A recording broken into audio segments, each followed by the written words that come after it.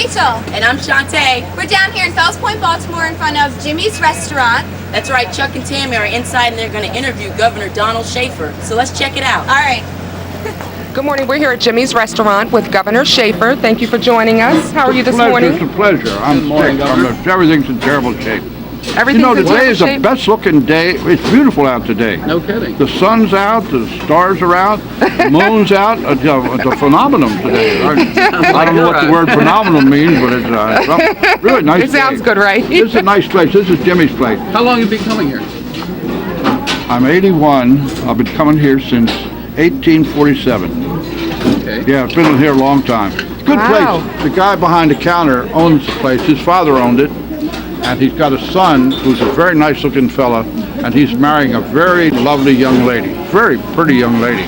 Real nice. It's one of those nice stories, you know. That make me sick. So I heard the food is really good here. Yeah. If you like food. You don't like food? One of my best foods is fish, which is catfish. And Yeah, you we love just had catfish. Oh, yeah. Go on Kent Island and get to the angler and get a catfish sandwich. Best thing in the world. Best thing in the world. All right, what do you want to ask me? Well, I got to ask you. You've done about everything. You've been councilman, right? Yeah. Mayor, Yeah. governor, and you're comptroller now. Yeah. You forgot president of the council. Please, President of the don't forget president of the council. The council, president of council, mayor, governor, and comptroller. Out of all of it, what did you like best? There is no question the job that I like was mayor. And the reason for it, you knew everybody. Everybody in here knew me when I was mayor. Now nobody knows me, nobody speaks to me, nobody says hello. Oh, no. No, it's one of those things, but I'm doing the best I can. But mayor was a great job, and we were there when the Renaissance started, you know, when they did the Charles Center. I was in the city council, and then I became mayor, and we did the Inner Harbor. But it's so much fun, and it's interesting to watch the various parts of the city. Some deteriorate, some move up. Like Canton, when I was a young boy, we never came down this far. We never left West Baltimore. But I remember Canton was not a wealthy area. Now you can't buy a house down there. Fells Point, you can't Right. buy a house down there. And another place that's so great is Locust Point. Wonderful people in Locust Point. Prices are going up so high you can't even afford to buy a house. Locust Point. On the opposite side of that, do you have any regrets on anything you've done? Yeah, I regret not being mayor. That's the only thing I regret. Well, you still have time. No, I don't. Well, speaking of that- Time is not on my side. Speaking of that, there's talk around town that you're going to run for mayor again. You're a pretty little girl. Thank you. You really are a pretty little girl. Thank you. What do you want me to answer it? I want you to tell me if you're going to run for mayor again. You know, if I were a little bit younger, I would love to run for mayor and I'd like to win. I really would like to win. There's so much to do in the city. For instance, the west side of Baltimore is going to be redeveloped. There's a place there called the Hippodrome Theater. I don't know if you ever heard of the Hippodrome. Yeah. I used to go there when I was a little boy. It was called Uncle Jack's, and they had a little fellas dancing on the floor all over the place. And there was an actress by the name of Anita Louise that came down, and I fell in love with Anita Louise. I was about 15 years old, and she was a beautiful young lady. But they're restoring the Hippodrome now. The Hippodrome will be back to where it was. $63 million to put in that place. But that west side's going to be just absolutely spectacular. Whole city is in good shape. You know, the one thing that I remember about you that impressed me the most, I saw you shopping at Westview. Okay, and the thing that impressed me was there was no entourage, there was no one around, it was just Mayor Schaefer shopping at Westview, and just like everyone else. And that really impressed me. Impressed me too. I remember that day distinctly. Oh, absolutely. I was out there and there was a sale on, and I used to like to fight the ladies for sale items. I used to get shirts. I used to fight them, but I used to love sales. Do still buy sales now. That's the only thing I can afford. I'm practically on relief, but I'm doing the best I can just to carry on to do the best I can. But I remember those days. I used to like sales. There was a Heck Company and a May Company and Hochul Cone and Stewart's up there, and they used to have times when at Christmas time they'd compete to see who had the best windows. They don't do that anymore. They were just beautiful. Heck Company now is an apartment house. Beautiful place, and it's 97% rented, so it's a really good area. What else you got on your mind? So what do you think, and what is your favorite part of Baltimore? What's or the my best favorite thing part? about Baltimore to you? Now, the favorite part of Baltimore is all of Baltimore. Okay. But Baltimore is a great place. I remember when I became mayor, how I got mayor, I was running against a fine fellow. He was my good friend, still my good friend. His name was George Russell. He lost, but he won. He's a millionaire, and I'm practically on relief. That's a true story. George Russell was a fine man. But I remember sitting in the first cabinet meeting, and all of them were looking at me, and they all knew more about the city than I did. I'd say, I want something done. They'd say, well, you know, that was done yesterday. I said, I just was there yesterday. It wasn't done. So I had a great time. Watching the Inner Harbor develop was really a wonderful thing. There was a man by the name of Pritzker that came to town, and he built the first hotel, Hyatt Hotel. Mr. Pritzker was about, I guess he was 5'7", 6". Brilliant man. He's passed on now, but he took a chance and built the Hyatt Hotel, and they had 90% occupancy almost from the very beginning. So it's just been great down there. If you could see one specific change in Baltimore, or even in Maryland, what would you like to see? Change something in Maryland? I don't know. The Eastern Shore is doing very well. They're unto themselves. The Eastern Shore people are over there. Then you have the northern part of the state, which is sort of a little different. Western Maryland, that's an interesting question. I'd like to see more industry out in Western Maryland, more jobs out there, because they're wonderful people and they've got so much to see. They've got beautiful, beautiful mountains. They've got everything is out in Western Maryland. Then you move over to Montgomery County, where that's the wealthiest county in the state, along with Howard County and Carroll County. They're great counties.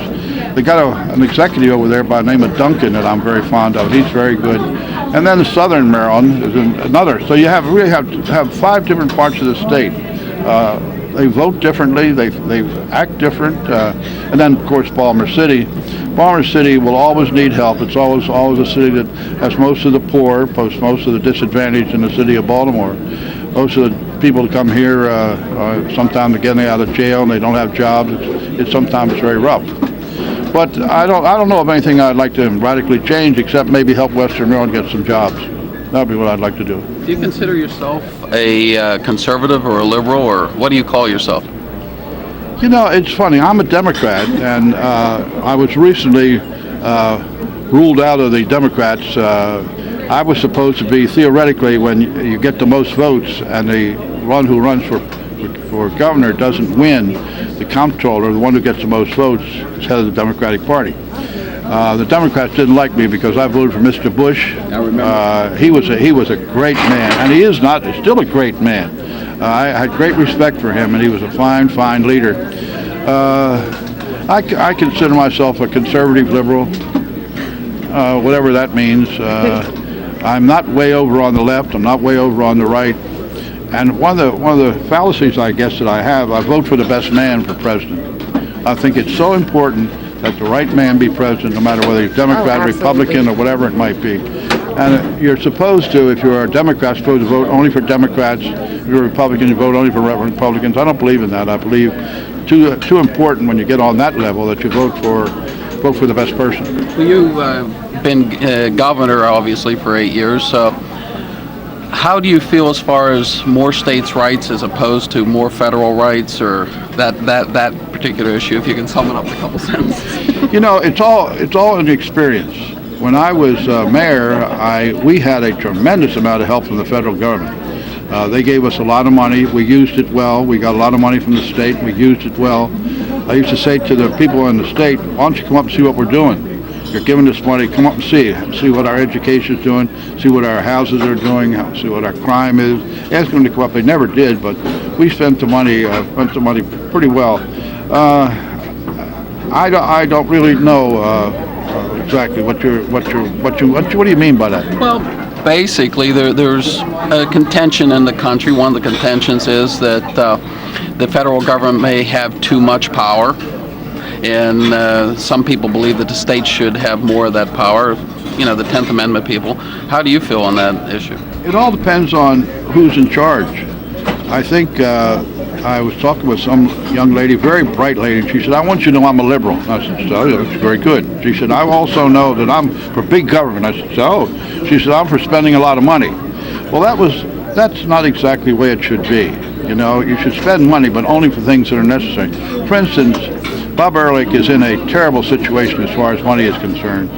He was thrown in. He was $1.5 billion in debt before he even started. That's a tough job, trying to find money to do that with no source of revenue, because he said he wasn't going to raise taxes.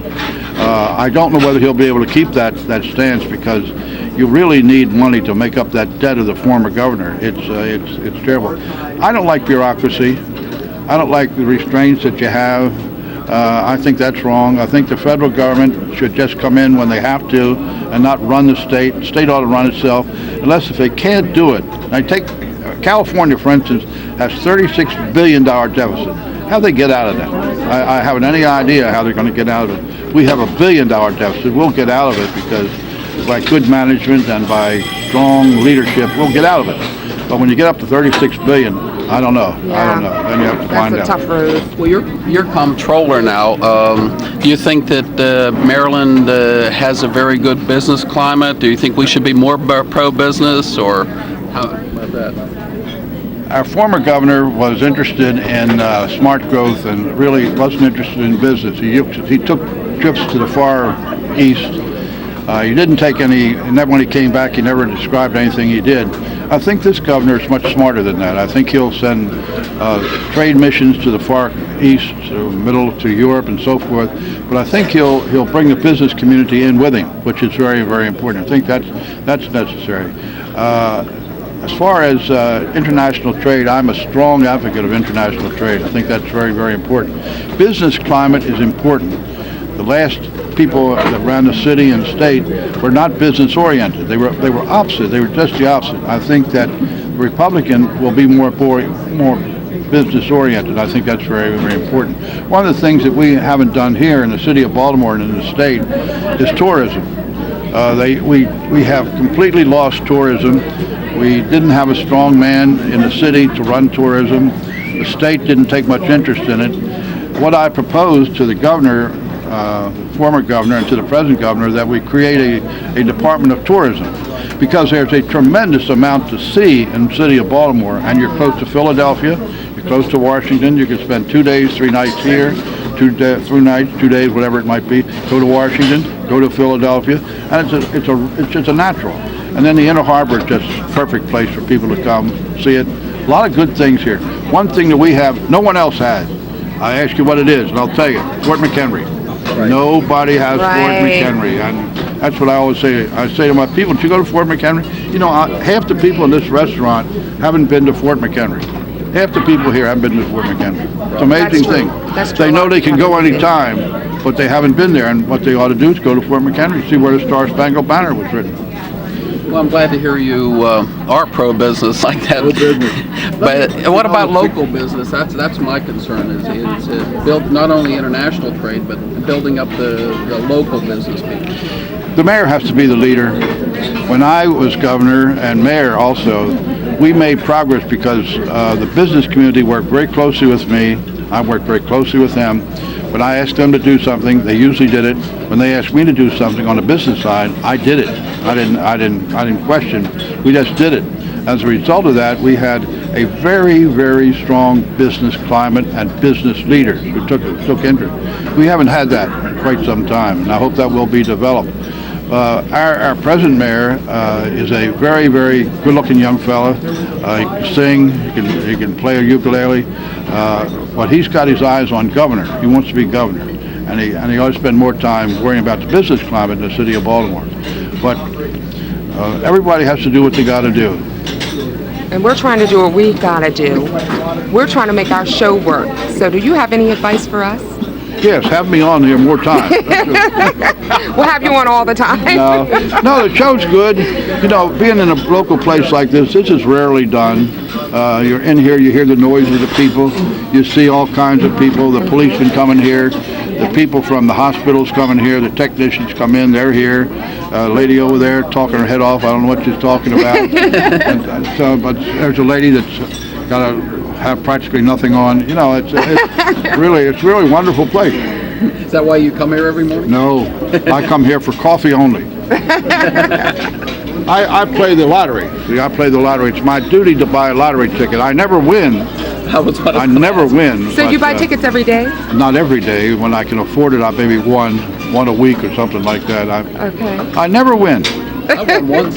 You did? 1,500, right? 1,500. Right. They got it. The state got it back. Yeah, oh, sure we get it back. When I collect the tickets and I send them to Buddy Rugal, whatever his name is, send him all the tickets. And I said, here's some more state tickets that won.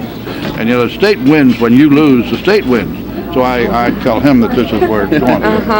But I won't win today. I'll lose today. I'll buy. Oh no, you might be lucky today. No, I'm never lucky. I'm never lucky. That brings up something else. What do you think about casino gambling or slots in Maryland? Oh yeah, going to the racetrack. Your coffee. When I was governor, we had a deficit too. We had a tough time in part of our administration. We were $50 million short, $50 million. And there was one way to close that gap, was Keno. They play Keno here. Yeah. Right. So we put Keno in and it made up the $50 million. And it's been very good since. Early put his whole campaign sort of on the slot machines, and it didn't work out for him. I think that you'll get it this time. Mr. Bush was opposed to it, and they got into a hassle over which should it be casinos, should it be racetrack, whether it should be run by the state, whether it should be run by the racetracks, whatever it might be. But I think they're going to work on it. I think that you will have slot machines in the state of Maryland next year. They won't be in operation until the latter part of next year because it takes time to get started. Now the question is, do you want to put them all at racetracks or do you want to put them in the casinos? There's plenty of places around Baltimore, out in western Maryland in particular. There's that park out there would be ideal. It's got 3 states right in the middle there, it sits right there. I think that would be a good place to put it. But yeah, I think it's going to come. Would I for it? I wasn't for it when I was governor because we didn't need it. Now I think it's a need. There's not much sources of funds, so I think it's needed. Would you think it's a good idea to put them at the racetracks? Say like at Pimlico racetrack? I have to think that one out. I really don't know. I have to think that one out. It would seem to me that a nice big hotel casino in downtown Baltimore would also help the tourists in the convention trade. There's a hotel sitting there right ready. I think it was built with the idea that a casino would be put in there. I don't want to identify it, but I was not for casinos in the city of Baltimore. The reason it would change the city completely, I think. Yeah, I believe. I think it wouldn't be. And another place I would be reluctant to see it go would be Ocean City. It would change Ocean City completely, become like Delaware, Dover Downs, and places like that. Ocean City is one of the great attractions. Got a gorgeous beach, packed to capacity all the time, great hotels. A lot of young people go down there. A lot of excitement down there. So. What do you think we could do to increase the use of the convention center? We have this huge, beautiful convention center. It's not even a third used. First thing, to get a new leader, someone who understood what convention business was. That's the most important thing. The leader before was a very nice young man. He was a fine young man, but he did not know how to sell conventions, and he just wasn't a good job for him. They're looking for somebody now, and I hope they'll get somebody who really knows the convention business. See, if you go after a convention today, you get it 3 years from now. You've got to build them, and then you've got to let people know what your convention center is. We got competition from Washington, Philadelphia, New York, and we can only have a range of so many. We ought to have about 8,000 people convention, not much larger, and because we can't handle it. But convention business keeps places like this in operation. Now this place is different. This is a local place. He's always packed, but most places, when the conventions are in town, they do real good. For instance, in Little Italy, there's a place called Delezio's that as soon as there's a convention in town, I can tell when it is because the place is packed. Little Italy's another one of the great areas. Oh, I love Little Italy. Yeah, what's the Boccaccios, it has desserts and all that sort of stuff. Oh, man. And I like Sabatino's, too. Oh, yeah. Sabatino's son used to work with, he was a lawyer in the city solicitor's office years ago. And Sabi was a good guy, really nice man. since I love food, one of the most charming things I like about Baltimore is the fact we have so many different ethnic communities in Baltimore. It's amazing. Well, the restaurants in Baltimore are superb. You can't find better restaurants, and there more and more coming. This place that I like in Fells Point, I've forgotten the name of some court. That's a great place.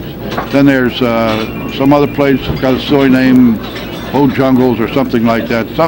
That's great. Well, we're going to have to wrap it up, Governor. Why?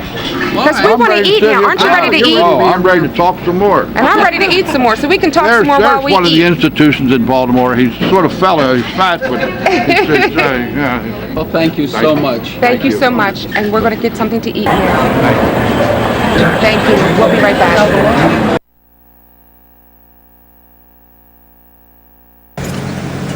Hi, my name is Mike Golden. I'm press secretary to Comptroller Schaefer, the former governor and former mayor of the great city of Baltimore.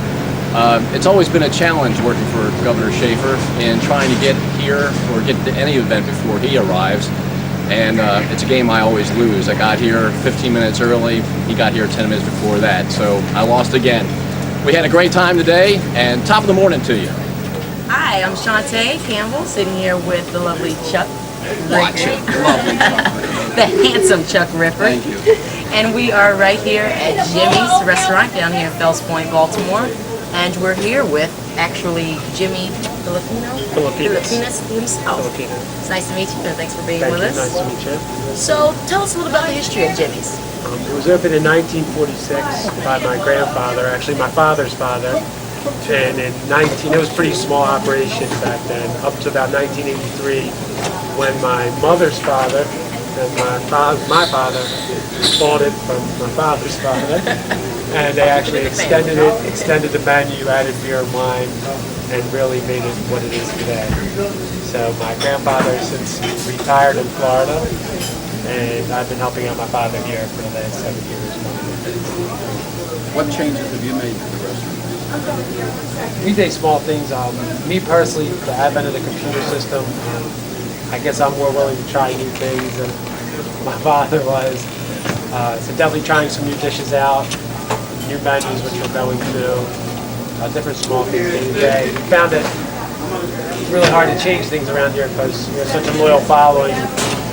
The color of the table mat changes, people get upset sometimes, so we have to take it in stride. So this is a well-known place, I can see. Right. We just keep trying to satisfy the customers, whatever they want. And that's where we try to get a lot of our new ideas. Oh my God, look at that. Which one's yours? What a crab piece. Oh, I yes. get the chicken. Yum, Wow, yum. that is a huge crab Don't piece. even be all on this side. This is my stuff. Thank you. This looks good. This is really good. Great. Well, come here, Jimmy. Tell us. Come on, man. Now, You can watch explain us to me eat. what I'm about to eat here. 6-ounce jumbo lump crab cake, grilled chicken of our Greek salad, has olives, cucumber, tomatoes, onions, feta cheese, and our own special house dressing. And this is the signature. This is what These are two of our signature items, other than the breakfast, which are most popular. Well, let's dig in and we'll be right back. I'm ready. Wow. That was good, Chuck. I'll tell you, man. I know I just I come here 10 too pounds. often and you're going to see me bigger than I am. Yeah, I don't know if I can fit some more of them pancakes y'all had up in here, Jimmy. You know, that signature meal was pretty tight. I'm glad you guys enjoyed it. So I'm glad dessert. Thank We have you. dessert here for you, rice pudding. Thank you very much. Great. And it was a great experience. Yes, and we definitely will be back. Nice having you guys. Nice to see you back.